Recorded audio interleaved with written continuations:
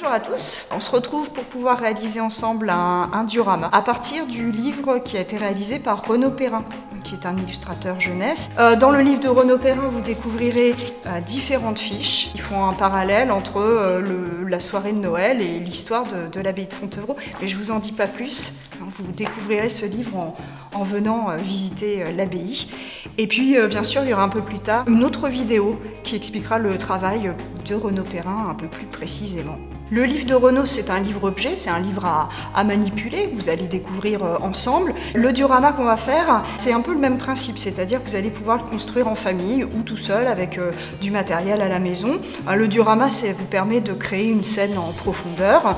Les accordéons permettent de placer des slides, des petites scènes que vous allez décorer au préalable. Là, j'ai utilisé du papier transparent. Je vais vous expliquer étape par étape comment réaliser cette carte diorama.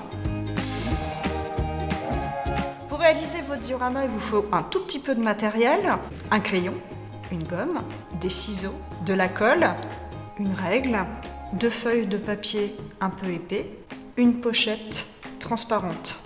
Si jamais vous en avez, un cutter circulaire. Et pour terminer, des crayons de couleur. Pour réaliser votre diorama, vous avez donc 2 patrons. Sur la première feuille, vous allez réaliser le devant et le fond du diorama. Donc ce sont 2 rectangles de 15 cm sur 10 cm. Que vous voyez là au milieu. Et bien sûr, pour pouvoir assembler le diorama, il vous faut des languettes. Donc de chaque côté des rectangles, vous allez réaliser un élément d'accroche de 2 cm de large. Donc ça, vous pouvez le faire sur une seule feuille. Ça, c'est le second patron, c'est grâce à celui-ci que vous allez réaliser les deux accordéons. En fait, les accordéons se plient sur une épaisseur de 2 cm. Donc vous allez réaliser un rectangle de 16 cm de long sur 20 cm de haut. Donc, bien sûr, vous les recouperez en deux pour avoir 2 éléments bien distincts. Maintenant, je vais découper mes éléments de diorama à partir des rectangles que j'ai réalisés. Je garde les papiers de côté pour plus tard, c'est pour réaliser le décor. Donc maintenant, on a les 4 éléments qui vont nous permettre d'assembler notre diorama. Ici, le fond et l'avant, et ici, les 2 éléments pour réaliser les accordéons. Bon, pour l'instant, je mets le fond et l'arrière de côté. Je vais plier les accordéons en suivant mes petites lignes de 2 cm. Voilà.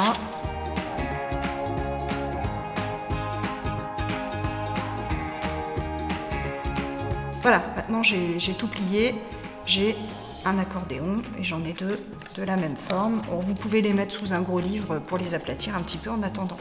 Maintenant, on va s'occuper de réaliser le cadre qui est à l'avant du diorama. Vous pouvez faire la forme que vous souhaitez, je vais rester quand même très sobre sur un rectangle. N'oubliez pas que sur les côtés, vous avez donc les accordéons qui apparaissent. Pour qu'on ne les voit pas, il faut que de chaque côté du cadre, vous ayez au moins 2 cm.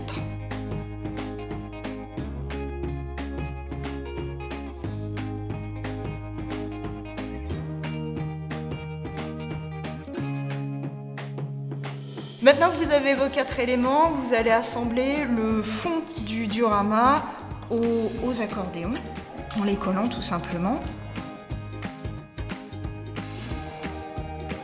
Si j'ai mis des trombones, c'est pour permettre aux éléments en papier d'être collés et de se fixer plus facilement. Ça peut être aussi voilà, des pinces ou des pinces à linge. Voilà, donc là, vous venez de réaliser l'essentiel du diorama, en tout cas la boîte, la carte accordéon. Pendant que ça sèche, vous allez pouvoir passer à l'étape suivante, c'est-à-dire réaliser les scènes que vous glisserez ensuite à l'intérieur.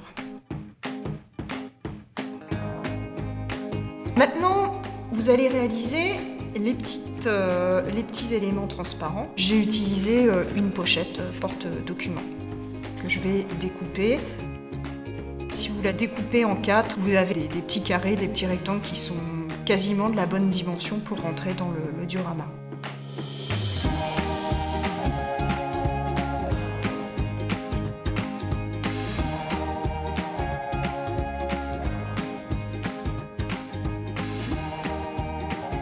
3 supports transparents et donc maintenant vous allez pouvoir les décorer pour donner une idée de profondeur.